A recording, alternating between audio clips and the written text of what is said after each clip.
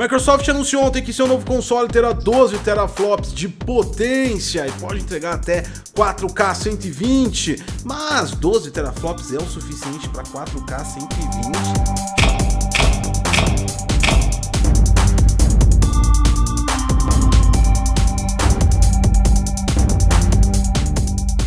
Fala galera do Geek, eu sou o Gotkos e você tá no Detonando Geek. Ontem a Microsoft anunciou as novas especificações do Xbox Series X, seu novo console para a próxima geração. Nós fizemos um vídeo sobre os anúncios, já explicando os principais destaques quanto a teraflops e também RDNA. Se você quiser conferir e não conferiu ainda, tá aqui aparecendo no card acima de mim. Hoje a gente vai desmistificar algumas coisas em relação ao próprio teraflop em si. Desde o anúncio de ontem nós vimos que nas redes sociais, na mídia, em todos os locais saíram diversas informações e muitas pessoas fazendo apenas contas de mais e de menos, o que propriamente não está errado, mas está bem longe do certo também. A gente vai explicar como é que a Microsoft vai conseguir atingir até 4K 120 FPS com 12 teraflops, sendo que tem placas no mercado, por exemplo, com 13 que não alcançam essa estrutura de FPS. Vamos lá então, o assunto é bom, deixa o seu like, se inscreve no canal, compartilha essa informação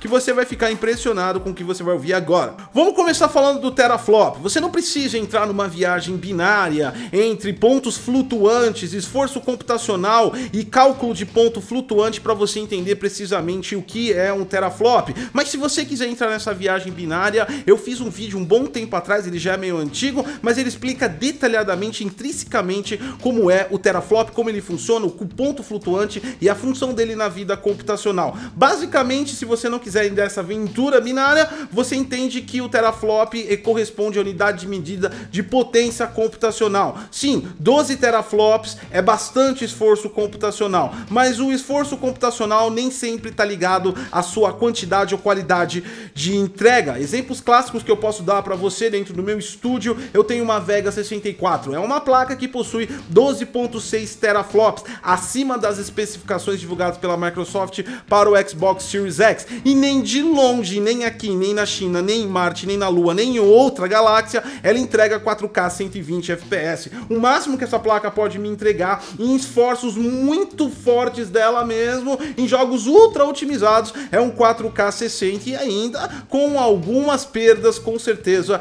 absoluta. Outro exemplo que eu posso dar para você, se a gente for ligar a própria Microsoft à Microsoft, é o Xbox One X. Você já pensou se o Xbox One X hoje com 6 teraflops, se ele tivesse 12 teraflops, ele seria o Xbox Series X? Claramente e sem nenhum medo eu posso falar para você que ele não seria tão performático quanto o Xbox Series X, mesmo que ele tivesse 12 teraflops. O problema não é a força, o problema também é como você administra toda a força. É importante entender que 1 teraflop é 1 teraflop em qualquer equipamento do planeta Terra. No entanto, a forma com que os equipamentos trabalham com a sua força fazem muita diferença. Eu sei que tá tudo muito confuso e você já tá pensando na RTX 2080 Ti que tem 13.5 teraflops, apenas 1.5 a menos, e talvez ela não entregue 4K 120 em todos os seus jogos. Ou você deve estar até pensando ainda, nossa, o Series X é maior que a RTX 2080 Super, porque a placa tem menos de 12 teraflops.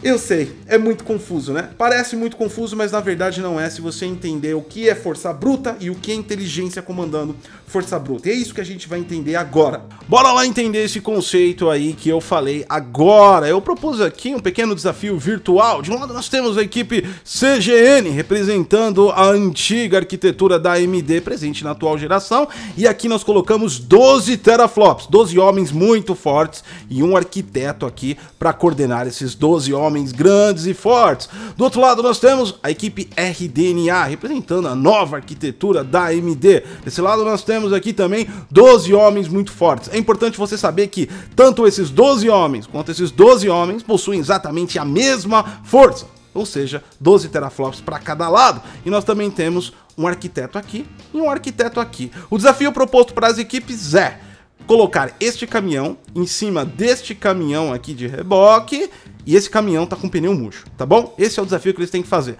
Vamos dar uma olhada no que a equipe CGN pensou para concluir esse desafio. Bora lá, o arquiteto bolou a estratégia que é empurrar e erguer. Posicionou seus homens atrás do caminhão, eles empurraram o caminhão próximo do outro caminhão. Esse trajeto custou 10 minutos à equipe e eles ficaram extremamente cansados, então eles tiveram que parar e descansar 30 minutos. Isso aqui eles estão esvaziando o cache. Aí eles descem aqui e vão para a próxima etapa, que é a mais difícil de todas. Todos os 12 teraflops erguem o caminhão e colocam em cima do outro caminhão. Eles gastaram 20 minutos, porque esse é um esforço muito grande. Total gasto pela equipe, 60 minutos e prova concluída. Vamos ver como a equipe RDNA se mostra nesse desafio. Bora lá então. A estratégia do arquiteto RDNA aqui é consertar, construir e empurrar. Como ele vai fazer isso? Já posicionou a equipe centralmente, ele não colocou atrás do caminhão, porque ele dividiu a equipe.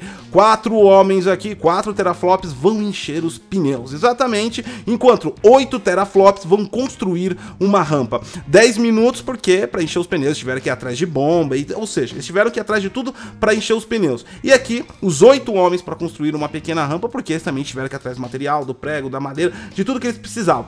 Perfeito, construíram tudo isso, a equipe se une novamente e empurra o caminhão, que está com as rodas cheias e também tem uma rampa aqui para facilitar.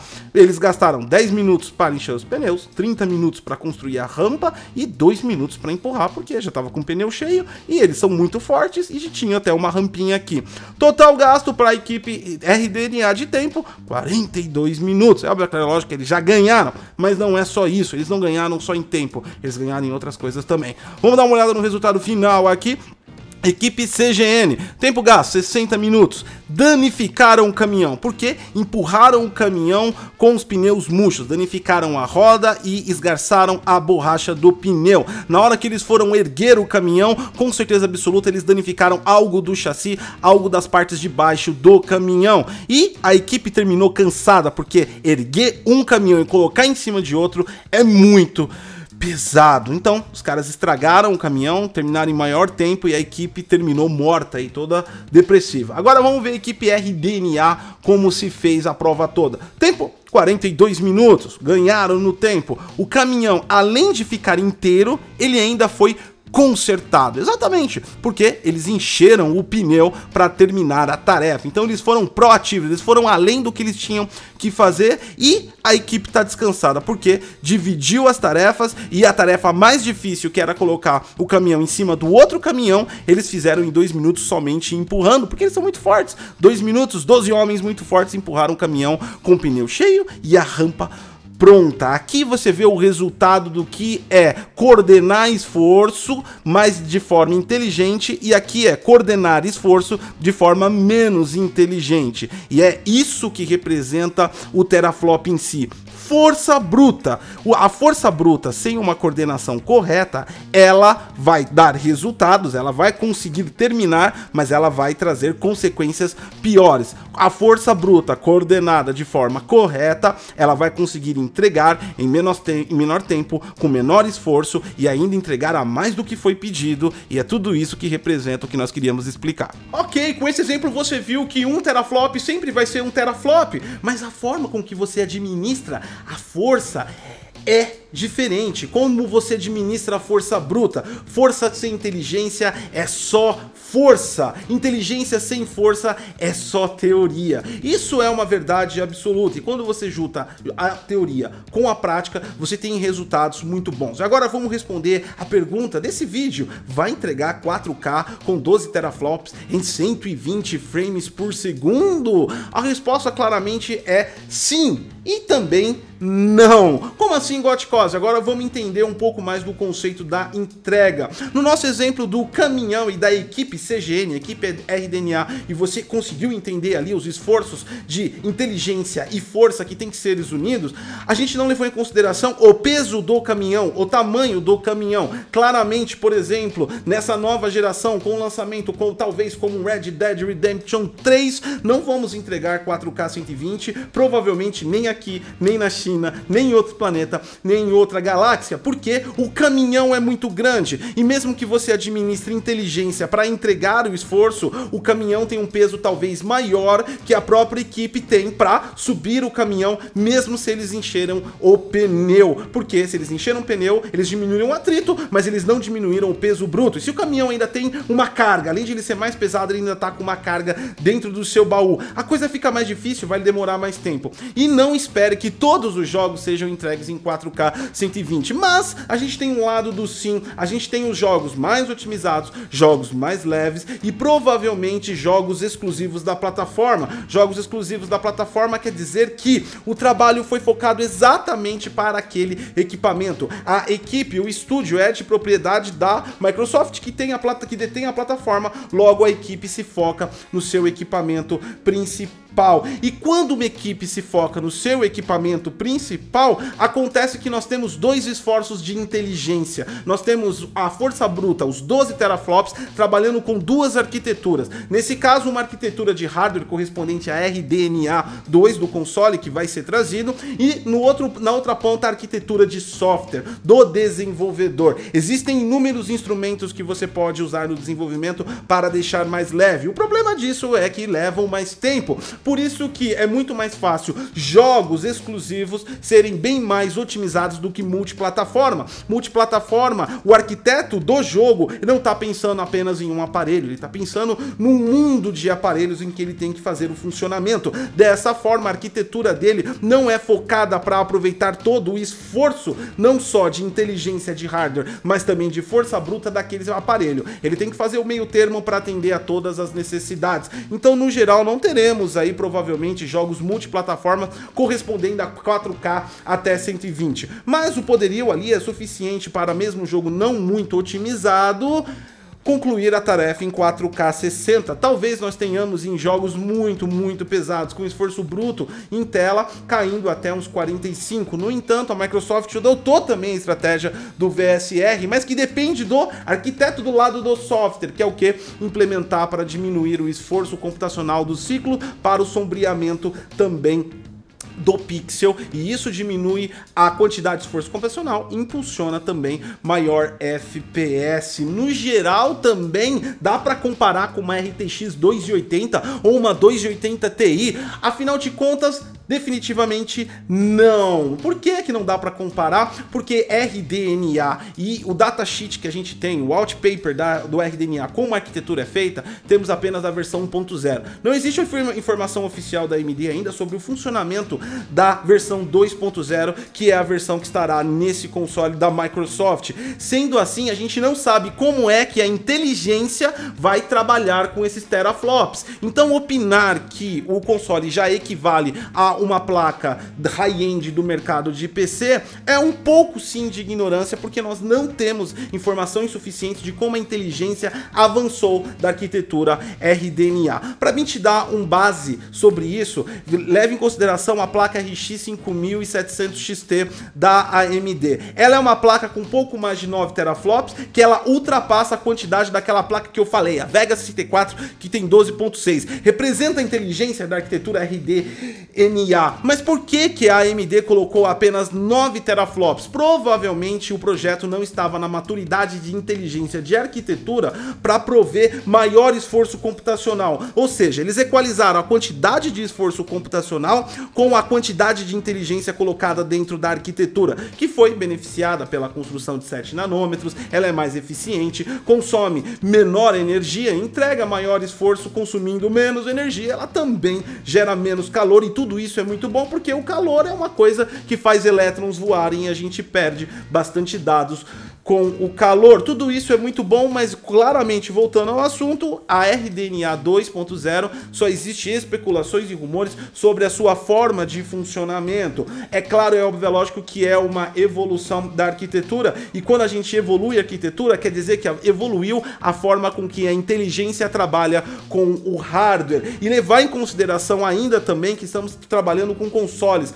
produtos customizados. Então, aquele RDNA 2 e também aquele Zen 2 que está dentro deste console da Microsoft é customizado, está atendendo às necessidades de construção arquitetônica da PCB do Xbox, das memórias que eles colocaram em todos os quesitos. Então é difícil a gente calcular. O que dá para calcular é que, sim, a evolução de RDNA vai ser capaz de entregar os 4K 60 prometidos. Teremos jogos em 4K 120, provavelmente jogos leves, Fortnite, Rainbow Six Siege e outros games que estarão no mercado. Os jogos AAA, eles serão mais pesados, como sempre foram e vão continuar sendo pelo poder gráfico que são empregados nele. E teremos aí contagens talvez de 60, 45, vai depender bastante do desenvolvedor. E é claro, é óbvio, é lógico, um ponto de atenção a todos, a utilização de Ray Tracing. O quanto custará de FPS nesses consoles da nova geração a utilização de Ray Tracing, que mesmo que acelerado por hardware, é o mesmo hardware que está impulsionando os gráficos também, é a mesma GPU com a mesma arquitetura RDNA. Tudo isso ainda é um ponto de incógnita e a gente só terá uma resposta definitiva quando esses consoles forem lançados, mas tudo isso é muito bom sim, porque como eu já disse, não canso de dizer todas as vezes aqui nos meus vídeos sobre nova geração, é o maior salto computacional de todas as gerações, desde que as gerações de consoles foram criadas. Exatamente, estamos trabalhando com arquitetura que ainda nem foi lançada para a indústria de PC, estamos trabalhando com ativos de tecnologia altamente compatíveis, o que pode trazer para essas gerações maior longevidade de toda a jogabilidade da galera e trazendo novas funções, como as retrocompatibilidade, como trazer 4ª geração que a Microsoft trouxe e tal. E é tudo isso que a gente tem para falar sobre esse assunto. Espero que vocês tenham gostado, espero que tenham entendido definitivamente o que é o teraflop. Sim, um teraflop sempre vai ser um teraflop, mas como você modifica a força bruta, muda muito o resultado final. Deixa seu like, se inscreve no canal, compartilha essa informação. Eu sou Gotcos e esperando a Sony se pronunciar pra gente fazer um vídeo como esse pra eles também. Tchau!